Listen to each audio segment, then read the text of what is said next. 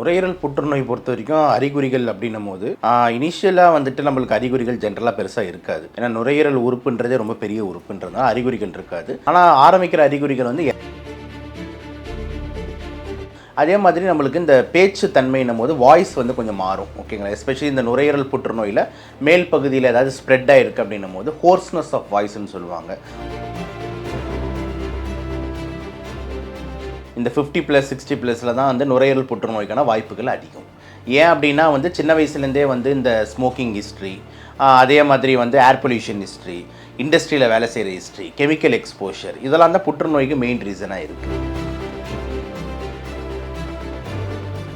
இப்போ எக்ஸாம்பிள் எங்கள் தாத்தா வந்து பயங்கரமாக சிகரெட் பீடி அடித்து அவருக்கு நுரையீரல் புற்றுநோய் வந்துருச்சு. ஆனால் நான் வந்து பார்த்தீங்கன்னா ஒரு அம்பி மாதிரி ஒன்றுமே பண்ணாத ஒரு ஆள். இப்போ எங்கள் தாத்தாக்கு அது வந்துருச்சுன்றதான் எனக்கு வருமானு கேட்டிங்கன்னா கிடையாது. ஏன்னா எங்கள் தாத்தா வந்து சிகரெட் பிடிச்சதுனால அவருக்கு வந்த புற்றுநோய். ஸோ அது வந்து ஃபெமிலியல் கேன்சர் கிடையாது. இது முன்னெச்சரிக்கை அப்படின்னும் போது இப்போ திடீர்னு ஆக்டர் நீங்கள் சொல்கிறத ஒரு பிரபல இயக்குனர் சொல்கிறீங்கன்னு நினைக்கிறேன். அவர் வந்து பார்த்தீங்கன்னா வயது ஒன்று இம்பார்ட்டன்ட் ஃபேக்டர், 70 வயசுக்கு மேலே ஒன்று இருக்குது. அதோடு சேர்ந்து வந்து பார்த்தீங்கன்னா ஒரு சில விஷயங்கள்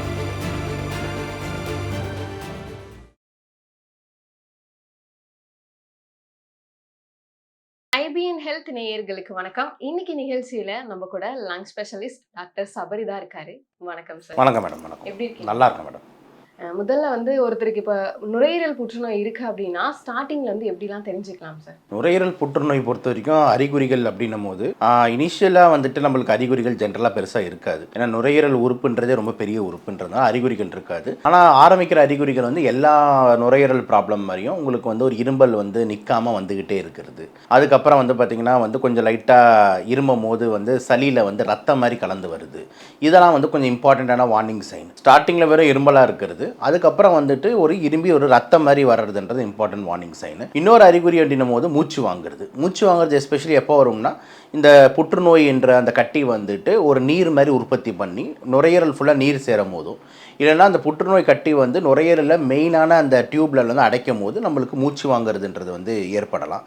அதர் தேன் தட் வந்து பார்த்திங்கன்னா உங்களுக்கு கான்ஸ்டியூஷனல் சிம்டம்ஸ், அதாவது என்னென்னா பசி எடுக்காமல் இருக்கிறது, வெயிட்டு குறையிறது, இந்த மாதிரி அறிகுறிகளும் வந்து நம்மளுக்கு வந்து கூட சேரும். அதே மாதிரி நம்மளுக்கு இந்த பேச்சு தன்மைன்னும் போது வாய்ஸ் வந்து கொஞ்சம் மாறும். ஓகேங்களா? எஸ்பெஷலி இந்த நுரையீரல் புற்றுநோயில் மேல் பகுதியில் ஏதாவது ஸ்ப்ரெட் ஆகிருக்கு அப்படின்னும் போது ஹோர்ஸ்னஸ் ஆஃப் வாய்ஸ்ன்னு சொல்லுவாங்க. குரல் மாற்றங்கள் ஏற்படும். அது மாதிரி இந்த இரும்பலும் சாதா இரும்பல் மாதிரி இல்லாமல் ரொம்ப ஒரு மாடு கத்துற மாதிரி பொவைன் காஃப் மாதிரி இருக்கும். ஓகேங்களா? இதெல்லாம் தான் மெயின் அறிகுறியாக நம்ம வந்து பார்ப்போம். ஆனால் ரொம்ப நாள் கொஞ்சம் இரும்பல் வந்து எதுவுமே தொந்தரவு இல்லாமல் இருக்கும். ஆனால் ஒரு கிளாசிக்கல் கேன்சர், நம்ம லங் கேன்சர்னு எப்போ சஸ்பெக்ட் பண்ணணும்னா ஒருத்தர் நல்லா சிகரெட் பீடி பிடிச்சிக்கிட்டு இருக்காங்க, அவருக்கு வந்து இப்போ ரொம்ப நாளாக இரும்பல் இருந்துக்கிட்டு இருக்குது, வெயிட்டு குறையுது, பசி எடுக்கலை, இருமும் போது ரத்தம் வருது, மூச்சு வாங்குது, இந்த மாதிரி ஒரு காம்போ இருக்கும் போது அப்போ நம்ம கண்டிப்பாக நுரையீரல் கேன்சராக இருக்கிறதுக்கு வாய்ப்பு இருக்குன்னு சஸ்பெக்ட் பண்ணணும். Okay sir. இந்த ஏஜ் பீப்புள்ஸ்க்கு தான் வந்து நுரையீரல் புற்றுநோய் அதிகமாக இருக்கும் அப்படின்ற மாதிரி ஏதாவது இருக்கா இல்லை எப்படி? எஸ், ஜென்ரலாக வந்து ஓல்டர் ஏஜ் தான். இந்த 50+ 60+ல தான் வந்து நுரையீரல் புற்றுநோய்க்கான வாய்ப்புகள் அதிகம். ஏன் அப்படின்னா வந்து சின்ன வயசுலேருந்தே வந்து இந்த ஸ்மோக்கிங் ஹிஸ்ட்ரி, அதே மாதிரி வந்து ஏர் பொல்யூஷன் ஹிஸ்ட்ரி, இண்டஸ்ட்ரியில் வேலை செய்கிற ஹிஸ்ட்ரி, கெமிக்கல் எக்ஸ்போஷர், இதெல்லாம் தான் புற்றுநோய்க்கு மெயின் ரீசனாக இருக்குது. அப்போ இது வந்து நம்ம வேலை செஞ்ச ஒரு நாளையும், நான் சிகரெட் பிடிச்ச ஒரு நாளையும் நடக்காது. ஒரு 30-40 வருஷம் ஒரு லேட்டன்சி பீரியட் மாதிரி போய் அதுக்கப்புறம் தான் வந்து புற்றுநோயாக மாறுறதுக்கு வாய்ப்பு இருக்குது. So more years you smoke or more years you're exposed, அப்போ அதனால தான் ஓல்டு ஏஜுக்கு தான் வந்துட்டு இந்த புற்றுநோய் வர்றதுக்கான வாய்ப்பு வந்து அதிகமாக இருக்குது. ஸோ இந்த சின்ன வயசில் இப்போ புற்றுநோயே வராதான், நுரையீரல் புற்றுநோயே வராதுன்னா வரலாம். ஆனால் கொஞ்சம் வேறு மாதிரி கேன்சர்ஸ், எக்ஸாம்பிள் ஃபெமிலியல் கேன்சர்ஸ், இந்த ஃபீமேல்ஸ்லாம் அடினோகார்சினோமா ஆஃப் லங்குன்னு சொல்லிட்டு இருக்கும், அது யங்கர் ஏஜில் வரலாம். அது ஃபேமிலி ஹிஸ்ட்ரி இருக்கிறதுனால வரும். சில பேர் வந்து ரொம்ப ஹை எக்ஸ்போஷர் அண்ட் ஸ்மோக்கிங், குழந்தையிலேருந்தே வந்துட்டு ஏர் பொல்யூஷனில் இருக்காங்க, ஏர்லியாகவே ஸ்மோக்கிங் ஸ்டார்ட், அவங்களுக்குலாம் ஒரு 35-40 லங் கேன்சர்ஸ் வரலாம். ஓகேங்களா? ஸோ ஆனால் மேஜராக வந்து லங் கேன்சர்ஸ்ன்றது ஒரு ஓல்டர் ஏஜ் டிசீஸ், 50+ல வரக்கூடிய ஒரு. Okay sir. இப்போ நுரையீரல் புற்றுநோய் இருக்குது அப்படின்றத ஸ்டார்டிங்லேயே நம்ம தெரிஞ்சுக்கிட்டோம் அப்படின்னா ஸ்டார்டிங்லேயே இப்போ அதே மாதிரி ட்ரீட்மெண்ட்டுமே எடுத்தோம்னா அது ஃபுல்லாக க்யூர் பண்ண முடியும்? 100% க்யூர் பண்ணலாம். ஓகே, ஏன்னா எனி கேன்சரு, எதுவும் எஸ்பெஷலி லங் கேன்சரும் போது 4 ஸ்டேஜஸ் போகுது. ஸ்டேஜ் 1, ஸ்டேஜ் 2, ஸ்டேஜ் 3, ஸ்டேஜ் 4ன்னு. அது ஒன்றுத்துலேயும் சப்டிவிஷன்ஸ் இருக்குது. Stage 1A 1B, 2A 2B, 3A 3B, 4 அப்படின்ற மாதிரி போகுது. அப்படின்றக்கு வந்து நம்மளுக்கு வந்து என்ன சொல்கிறாங்கன்னா ஸ்டேஜ் 3A வரைக்கும் நம்மளால் வந்து சர்ஜரி பண்ணி ஃபுல்லாக அந்த கேன்சரை வெட்டி எடுக்க முடியும்.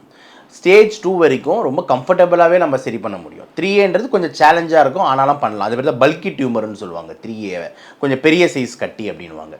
ஆனால் 2 வரைக்கும் வந்து பார்த்திங்கன்னா வந்து ஈஸியாகவே நீங்கள் வந்து ஆப்ரேஷன் பண்ணி எடுக்க முடியும். அப்போ ஏர்லி யூ டிடெக்ட், அப்போ 100% க்யூர் ரேட் இருக்குது. ஆனால் பிரச்சனை என்னென்னா நிறைய பேர் இந்த ஸ்டார்டிங் ஸ்டேஜஸில் வர்றதே இல்லை. வரும்போதே வந்து பார்த்திங்கன்னா ஸ்டேஜ் 4ல் தான் வராங்க, ஸ்டேஜ் 3Bயில் தான் வராங்கன்னும் போது அப்போ நம்மளால் வந்துட்டு இந்த 100% க்யூரை கொடுக்க முடிய மாட்டேங்குது. அப்போ இந்த கீமோதெரப்பி, ரேடியோதெரப்பி இந்த மாதிரி ஆங்கிள் உள்ள போக வேண்டிய ஒரு சூழ்நிலை இருக்குது. So starting earlier the stages 100% க்யூர்ன்றதுல மாற்று கருத்தே இல்லை. அது ஸ்டேஜ் 3A வரைக்குமே நம்ம பார்த்தோம். இப்போ ஃபேமிலியில் ஒருத்தருக்கு வந்து இந்த நுரையீரல் புற்றுநோய் இருக்குது அப்படின்ற பட்சத்தில் அந்த ஃபேமிலியில் இருக்க இன்னொரு பர்சனுக்குமே அது இருக்கிறதுக்கான வாய்ப்புகள் இருக்கா? கண்டிப்பாக வந்து என்ன இதில் முக்கியமாக தெரிஞ்சுக்கணும்னா, முதல்ல அந்த ஃபேமிலியில் ஒருத்தவங்களுக்கு புற்றுநோய் இருக்குது, நுரையீரல் புற்றுநோய் இருக்குன்னா அது என்ன நுரையீரல் புற்றுநோய்னு தெரியணும். இப்போ எக்ஸாம்பிள் எங்கள் தாத்தா வந்து பயங்கரமாக சிகரெட் பீடி அடித்து அவருக்கு நுரையீரல் புற்றுநோய் வந்துருச்சு. ஆனால் நான் வந்து பார்த்தீங்கன்னா ஒரு அம்பி மாதிரி ஒன்றுமே பண்ணாத ஒரு ஆள். இப்போ எங்கள் தாத்தாக்கு அது வந்துருச்சுன்றதான் எனக்கு வருமானு கேட்டிங்கன்னா கிடையாது. ஏன்னா எங்கள் தாத்தா வந்து சிகரெட் பிடிச்சதுனால அவருக்கு வந்த புற்றுநோய். ஸோ அது வந்து ஃபெமிலியல் கேன்சர் கிடையாது, ஒரு ரிஸ்க் ஃபேக்டர்னால வந்தது. புரியுதா நான் சொல்கிறது? ஃபேமிலி கேன்சர்ஸ் தான் ஃபேமிலிக்குள்ளே பரவுதான்னு பார்க்கணும். அப்போ நீங்கள் மெயினாக என்ன செக் பண்ணணும்னா, உங்கள் தாத்தாவுக்கும் உங்கள் பாட்டிக்கும் வந்தது வந்து ஃபெமிலியல் லங் கேன்சரானு. அந்த ஃபெமிலியல் லங் கேன்சருக்கு ஒரு உதாரணம் தான் அடினோ கார்சினோமா ஆஃப் லங், மென் டியூமர்ஸ், இந்த மாதிரி நிறைய இருக்குது. அப்போ அந்த ஃபேமிலி ரிலேட்டட் ஜெனட்டிக் டியூமர்ஸாக இருந்ததுன்னா அப்போ நீங்களும் உங்களை ஸ்க்ரீன் செஞ்சு கொள்றதுக்கோ இல்லை தற்காத்து கொள்றதுக்கோ ஒரு கரெக்டான விஷயமா இருக்கும். ஃபேமிலியில் வந்து ஹிஸ்ட்ரி அந்த மாதிரி இல்லை, அவங்க சிகரெட் பிடிச்சதுனால வந்தது இல்லை வேறு type of lung cancer, example squamous cell, small cell, இதெல்லாம் ஸ்மோக்கிங்னால வர்றது. அப்போ இந்த மாதிரி கேன்சர்னால் உங்களுக்கு வரணுன்றது அவசியம் கிடையாது. Okay sir. இப்போ ரீசெண்டாக ஒரு ஆக்டர் கூட இறந்தார் இல்லையா, ஹார்ட் அட்டாக்னால இறந்தார் இல்லையா? ஸோ இந்த மாதிரி திடீர் உயிரிழப்புகள்லாம் நடக்காமல் இருக்கணும்னா மக்கள் வந்து எப்படி முன்னெச்சரிக்கையாக இருந்துக்கிறது? முன்னெச்சரிக்கை அப்படின்னும் போது இப்போ திடீர்னு ஆக்டர் நீங்கள் சொல்கிறத ஒரு பிரபல இயக்குனர் சொல்கிறீங்கன்னு நினைக்கிறேன். அவர் வந்து பார்த்திங்கன்னா வயது ஒன்று இம்பார்ட்டன்ட் ஃபேக்டர், 70 வயசுக்கு மேலே ஒன்று இருக்குது. அதோடு சேர்ந்து வந்து பார்த்திங்கன்னா ஒரு சில விஷயங்கள், இப்போ எக்ஸாம்பிள் வந்து பார்த்திங்கன்னா வந்து என்னை பொறுத்த வரைக்கும் அந்த கேஸ் பர்டனிங்காக பேசும்போது ரொம்ப இம்பார்ட்டண்ட்டாக வந்து 60 வயசுன்னு ஒன்று கொடுத்துருக்கான். எதுக்கு அப்படின்னா ரிட்டையர்மெண்ட் ஏஜ். 60 வயசுக்கு மேலே ரிட்டையர் ஆகிடணும். ஓவராக ஒர்க் பண்ணிக்கிட்டு இருக்கக்கூடாது, ரொம்ப ஸ்ட்ரெஸ் எடுத்துக்கூடாது, வேலை திருப்பி நடிக்கிறேன் இந்த மாதிரிலாம் கஷ்டப்படக்கூடாது. சூப்பர் ஸ்டார் சார் பண்ணுறாருல, எல்லோரும் நடிக்கிறாங்களே, இந்த மாதிரி ஸ்ட்ரெஸ்ஸிங்ன்றது இருக்கக்கூடாது. இது வந்து ரொம்ப இம்பார்ட்டண்ட்டாக நம்ம பார்க்கணும். ஆனால் எந்த அளவுக்கு இது யதார்த்தமாக ஃபாலோ பண்ண முடியுன்றது திருப்பி கேள்விக்குறி தான். ஏன்னா இன்னும் சார் நடிச்சாருன்னா எல்லாம் அவ்வளோ பேர் பார்க்குறாங்க. ஸோ 60+ இயர்ஸில் வந்து ரிட்டையர்மெண்ட்ன்றது ரொம்ப ரொம்ப முக்கியம். ஏன்னா அதுக்கப்புறமும் நம்ம உடம்பு வந்து ஆல்ரெடி வந்து ஏஜ் நல்லா வயசாக இருக்கும். அதுக்கு மேலே நம்ம வந்து ஒரு வேலைக்கு போகிறோம், திருப்பி ஸ்ட்ரெஸ் எடுத்துக்கிறோம், திருப்பி கடன் தொல்லை, திருப்பி பணத்துக்கு பின்னாடி ஓடுறது, ப்ராப்பர் தூக்கம் இல்லைன்னும் போது ரொம்ப கஷ்டம். அப்போ நான் மெயினாக தெரிஞ்சிக்க வேண்டிய விஷயம் என்னென்னா, அந்த கேஸ்லேருந்து 60+ வந்து ஓவராக டென்ஷன் எடுத்துக்காதீங்க, வேலையெல்லாம் விட்டுருங்க. உங்கள் பசங்க பார்த்துக்கிறாங்க, அதுக்கு முன்னாடி நீங்களே சம்பாரித்து வச்சுக்கோங்க. உங்கள் காசை வச்சு நீங்கள் வாழுங்க நிம்மதியாக. 60+ போய் உழைக்காதீங்க, நிம்மதியாக ஜாலியாக ஸ்ட்ரெஸ் ஃப்ரீயாக இருங்கன்றது தான் டேக் ஹோம் மெசேஜ். இப்போ மழை காலமாக இருந்தாலும் சரி இல்லை வெயில் காலமாக இருந்தாலும் சரி இந்த சுவாச பிரச்சனைகள் வந்து அதிகரிச்சுட்டே வந்துட்டு இருக்கு இல்லையா? ஸோ இதுக்கு என்ன ரீசன் சார்? ஸோ இப்போ நம்ம இங்கே உட்காந்துட்டு சென்னையிலேருந்து பேசும்போது கண்டிப்பாக நம்மளுக்கு வந்து மெயினாக வந்து சம்மரோ வின்டரோ நம்மளுக்கு வந்து சுவாச பிரச்சனைகள் அதிகமாகிறதுக்கு மெயின் காரணம் வந்து ஏர் பொல்யூஷன் தான். அதாவது என்னென்னா காற்று மாசு. இப்போ டெல்லி வந்து நம்மளுக்கு கண் முன்னாடி இருக்கிற ஒரு உதாரணம். எவ்வளோ வருஷம் ஃபுல்லாக வந்துட்டு எவ்வளோ இந்த வீசிங் பேஷண்ட், ஆஸ்மா பேஷண்ட்ஸ்லாம் அதிகமாகிட்டே இருக்க போகிறாங்கன்னு. ஸோ சென்னையோட ஏர் குவாலிட்டியும் மோசமாகிட்டு இருக்குது. ஏர் குவாலிட்டி அப்படின்னு நம்ம சொல்கிறது என்னென்னா, காற்றுல இருக்கக்கூடிய sulphur dioxide, nitrous dioxide, PM2.5, PM10, ozone, carbon monoxide இதெல்லாம் கால்குலேட் பண்ணி வரக்கூடிய ஒரு கலர். அந்த கலர் வந்து பார்த்திங்கன்னா நம்மளுக்கு க்ரீன் கலரில் காமிச்சதுனா தான் நல்லா சுவாசிக்கக்கூடிய காற்றுன்னு சொல்லுவாங்க. ஆனால் இதே வந்து ரெட்டு மெரூன்லாம் போச்சுன்னா வந்து சுவாசிக்கக்கூடாத காற்று அப்படின்ற மாதிரி. ஸோ நிறைய டைம் வந்து எஸ்பெஷலி சென்னை பொறுத்த வரைக்கும் இந்த லேட் ஈவினிங்ஸ், மதியான டைம்லேருந்து லேட் ஈவினிங்ஸ் வந்து காற்று மாசு ரொம்ப அதிகமாகவே இருக்குது. அப்போ அதனால் வந்து பார்த்திங்கன்னா வருஷம் ஃபுல்லாக வந்து இந்த மாதிரி இந்த சுவாச பிரச்சனைகள் இருக்கிறதுக்கான வாய்ப்புகள் அதிகமாக தானே இருக்குது. ஓகே, இதான் யதார்த்தமான முதல் காரணமாக வந்து நம்ம பார்க்குறோம். Okay sir. நிறைய பேர் வந்து இந்த ஏர் பொல்யூஷன் இருக்கிறதுனால வந்து இந்த ஃபேஸ் மாஸ்க்லாம் வந்து யூஸ் பண்ணுறாங்க இல்லையா சேஃப்டிக்காக, அது எந்த அளவுக்கு யூஸ்ஃபுல்லாக இருக்கும்? கண்டிப்பாக மேடம். ஆனால் என்னென்னா வந்து எப்போ யூஸ் பண்ணுறோம், என்ன குவாலிட்டி எல்லாமே மேட்டர் இருக்குது. இப்போ எக்ஸாம்பிள் வந்து வீட்டுக்குள்ளேயே உட்காந்து நம்ம ஃபேஸ் மாஸ்க் போட்டுக்க வேண்டிய அவசியம் கிடையாது. இப்போ வெளியே போகிறீங்க அப்படின்னும் போது நீங்கள் கார் உள்ள தான் வச்சுட்டு போகிறீங்க அப்படின்னா திருப்பி ஃபேஸ் மாஸ்க்கோட அவசியம் பெருசாக கிடையாது. ஆனால் நீங்கள் ஒரு 2 வீலரில் போகிறீங்க, ஒரு லாங் டிரைவ் போகிறீங்கன்னு வந்து அப்போ ஒரு ஃபேஸ் மாஸ்க் தேவை. அப்படி போடுற ஃபேஸ் மாஸ்க்கும் பார்த்தீங்கன்னா நிறைய பேர் பார்த்தீங்கன்னா கச்சீஃப் கட்டிக்கிறாங்க, அந்த ஷால் துப்பட்டாவை கட்டிக்கிறாங்க. அதுக்கப்புறம் வந்து பார்த்திங்கன்னா வந்து அவங்க most of the time dupatta கட்டுறவங்க கலருக்காக பண்ணுறாங்க, அது வேறு விஷயம். நான் அந்த இதுக்காக ஏர் பொல்யூஷனுக்காக சொல்கிறேன். அப்புறம் இல்லைனா வந்து இந்த துணி மாஸ்க் மாதிரி போடுறாங்க, இல்லைனா வந்து இந்த சர்ஜிக்கல் மாஸ்க் மாதிரி போடுறாங்க, இந்த மாதிரி இருக்கிற இந்த ரொட்டீன் மாடல் இருக்கும்ல ப்ளூ கலரில் வரும்ல அந்த மாதிரி போடுறாங்க. பட் ஆனால் வந்து அதெல்லாம் வந்து அந்தளவுக்கு ஏர் ஃபில்ட்ரேஷன் கொடுக்குமானா கிடையாது. ஸோ ஜென்ரலாக ஏர் பொல்யூஷன் இந்த ஃபில்ட்ரேஷன் நல்லா இருக்கணும்னா நம்மளுக்கு வந்து FFP3 இல்லைனா வந்து N95 இந்த ஆங்கிளில் இருக்கிற மாஸ்க் தான் வந்து அந்த ஃபில்ட்ரேஷனை நல்லா கொடுக்கும். அது எல்லாரும் கரெக்டாக பயன்படுத்துகிறாங்கன்னா கிடையாது, ஓகேங்களா? ஏன்னா அது கொஞ்சம் காஸ்ட்லி இந்த மாதிரி. ஸோ எதுவுமே இல்லாததுக்கு இந்த ப்ளூ மாஸ்க் பரவாயில்ல அப்படின்னு தான் நம்ம எடுத்துக்கோம். ஒன்றுமே பண்ணாததுக்கு இந்த ப்ளூ மாஸ்க் கொஞ்சம் பரவாயில்ல. ஆனால் அது எஃபெக்டிவாக ஃபில்டர் பண்ணுமானா கிடையாது. ரெண்டாவது இந்த மாஸ்க்கும் வந்து இப்போ நம்மளுக்கு அடிக்கிற வெயிலில் பார்த்தீங்கன்னா தொப்பையாக நனைஞ்சிருது ஒரே செகண்டில்.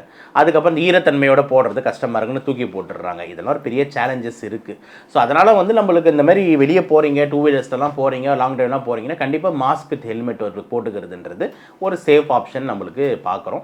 மற்றபடி வந்துட்டு நீங்கள் துணி மாஸ்க்கோ இதெல்லாம் கட்டுறது வேஸ்ட்டு. ஒருத்தருக்கு வந்து இப்போ ஆஸ்துமா இருக்குது அப்படின்னா அவங்க வந்து ஒர்க் அவுட் பண்ணுறாங்க இல்லையா? ஸோ இதனால் ஆஸ்துமா ப்ராப்ளம் வந்து அதிகரிக்கிறதுக்கான வாய்ப்புகள் இருக்கா, இல்லை அந்த மாதிரிலாம் எதுவும் இல்லை? அந்த மாதிரிலாம் ஒன்றுமே இல்லை, மித்து தான், ஓகேங்களா? ஸோ ஒர்க் அவுட் பண்ணுறது வந்து பண்ணுறதுக்கு தானே ஆஸ்துமாக்கு மருந்தே கொடுக்குறோம்.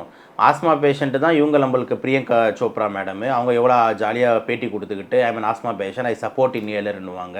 எவ்வளோ டென்னிஸ் வீராங்கனைங்க இருக்காங்க, அவங்க டென்னிஸே ஆடுறாங்க. மவுண்ட் எவரெஸ்ட் ஒருத்தர் ஏறி இருக்காரு, அவர் ஒரு ஆஸ்மா பேஷண்ட்டு. ஸோ ஆஸ்மா பேஷண்ட்டுன்னும் போது அது ஏதோ ஒரு பெரிய பூதம் மாதிரி நமக்கு காமிக்க வேண்டிய அவசியமே கிடையாது. ஆஸ்மா பேஷண்ட் நம்மளோட ரொம்ப அதிக வருஷம் வாழ்வாங்க, ஓகேங்களா? நம்மளாவது ஹார்ட் அட்டாக்ல 60-70ன்னு போகிறோம்னா அவங்களாம் 80-90 வரைக்கும் ஜாலியாக ஒரு பஃப் எடுத்துக்கிட்டு ஜாலியாக தான் பண்ணிருப்பாங்க. ஆனால் ஆஸ்மானால உயிரிழப்புன்றது வரவே வராது. ஏன் நான் சொல்கிறேன்னா நிறைய பேர் ஆஸ்மானாலே ஏதோ உசாமா பின் லேடன் பேரை கேட்ட மாதிரி ஐயோ அதுக்கு ஆஸ்மாவா அப்படின்றாங்க. இதெல்லாம் எப்படி யார் கிளப்பி விட்டான்னு தெரியல. ஆனால் அந்த மாதிரி அந்த ஹைப் பண்ணுற அளவுக்கு அந்த வில்லனுக்கு அவ்வளோ பவர் இல்லை, ஓகேங்களா? பெரிய மார்க் ஆண்டனின்ற மாதிரி அந்த கெத்தெல்லாம் ஒன்றுமே இல்லை. அது ஒரு dummy villain, Yogi Babu sir மாதிரி வச்சுக்கோங்க, ஓகேங்களா? அப்படி இருக்கும்போது ஏன் நீங்கள் வந்துட்டு அந்த ஆஸ்மாக்கு இவ்வளோ பயப்படுறீங்க? பயப்படாதீங்கன்றது தான் நம்ம சொல்ல வேண்டிய விஷயம். அதனால் வந்து உங்களுக்கு வந்து ஏதாவது ப்ராப்ளம் வருமானா அதுவும் பெருசாக கிடையாது. ஸோ அதனால் ஆஸ்மா பேஷண்ட்டு எல்லா ஒர்க் அவுட்டும் பண்ணலாம், ஜிம்முக்கு போகலாம், எக்ஸசைஸ் பண்ணலாம், எல்லாமே பண்ணலாம். சேம் டைம் ஆஸ்மாவும் கண்ட்ரோலில் வச்சுக்கிறதுக்கான மெடிசன்ஸும் எடுத்துக்க வேண்டியது. சார் அவங்க என்ன மாதிரியான ஃபுட் ஹேபிட்ஸ்லாம் ஃபாலோ பண்ணால் நல்லாயிருக்கும்? இதுவும் நீங்கள் எல்லாரும் கேட்குறது ஆஸ்மா பேஷண்ட் என்ன ஃபுட்டு சாப்பிட்றதுன்னு சொல்லிட்டு. ஆனால் நீங்கள் யோசிச்சு உங்ககிட்ட நான் கேட்குறேன், நிறைய ஆளுகிட்ட கேட்போம், ஏன்னா எனக்கு டவுட் இருக்குது.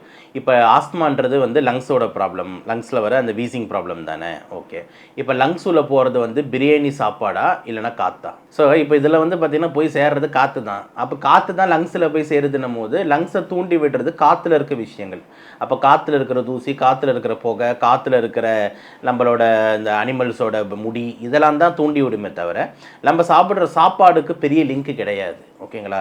ஸோ சாப்பாட்டில் வந்து பார்த்திங்கன்னா நம்ம இப்போ மெயினாக பண்ணிக்க வேண்டியது என்னென்னா அந்த ஆசிடிட்டி ரிஃப்ளெக்ஸ் வராமல் பார்த்துக்கணும். அது ஏன் அப்படின்னா வயிற்றில் இருக்கிற ஆசிட் மேலே வந்ததுன்னா அந்த லங்ஸில் பட்டு திருப்பி வீசிங் அதிகமாக்கலாம், அவ்வளோதானே தவிர நீங்கள் வந்து தயிர் சாப்பிடாதீங்க, நீங்கள் பழம் சாப்பிடாதீங்க, நீங்கள் வந்து இதை சாப்பிடாதீங்க, இந்த மீன் பொருட்கள், இந்த ஃபிஷ் ஐட்டம்ஸ் இதெல்லாம் எதுவுமே சாப்பிடாதீங்கன்ட்டு எல்லாத்தையும் வந்து சொல்லி ஒரு லிஸ்ட்டு கொடுத்துட்றாங்க. பழங்கள் சாப்பிடக்கூடாது, நீர் காய்கறிகள் சாப்பிடக்கூடாது, அதுக்கப்புறம் வந்துட்டு இந்த ஃபிஷ்ஷு இந்த மாதிரி சீ ஃபுட்ஸ் எதுவுமே சாப்பிடக்கூடாது, சில்லுன்னு ஐட்டம் சாப்பிடக்கூடாது, பால் சாப்பிடக்கூடாது அப்படின்ட்டு ஒரு 10 லிஸ்ட்டு கொடுத்துட்றாங்க. இது எல்லாத்தையும் நீங்கள் கழிச்சிட்டு பார்த்தீங்கன்னா உங்ககிட்ட எதிர்க்க இருக்கிறது வெறும் மண் மட்டும்தான். அப்போ டெய்லி மண்ணை தான் சாப்பிட்ணுமா? புரியுதா நான் சொல்கிறது? அதனால் தயவு செஞ்சு வந்துட்டு சாப்பாட்டுக்கும் இந்த லங்ஸ் ப்ராப்ளம்க்கும் சம்மந்தம் கிடையாது. லங்ஸில் மெயினாக தூண்டி விடுறது காற்று தான். ஃபுட் அலர்ஜி இருக்கானா ஒரு சில கான்செப்ட்ஸ் இருக்குது. ஆனால் ஃபுட் அலர்ஜி வந்து அதிகமாக இந்த ஸ்கின் ரேஷஸ் இந்த மாதிரிலாம் க்ரியேட் பண்ணும். அதை நம்ம எப்போ கன்ஃபார்ம் பண்ணணும் அப்படின்னா ஸ்கின் ப்ரிக் டெஸ்ட்டுன்னு ஒரு டெஸ்ட் இருக்குது. அதை வச்சு உங்களுக்கு ஃபுட் அலர்ஜின்னு ப்ரூவ் ஆச்சு அப்படின்னா அப்போ அந்த பொருளை நிறுத்துறதுல ஒரு லாஜிக் இருக்குது. நீங்களே எல்லாம் ஒரு லிஸ்ட் எடுத்துக்கிட்டு காமனாக இது எல்லாமே யாரும் சாப்பிடக்கூடாது அப்படின்ற மாதிரி பண்ணக்கூடாது.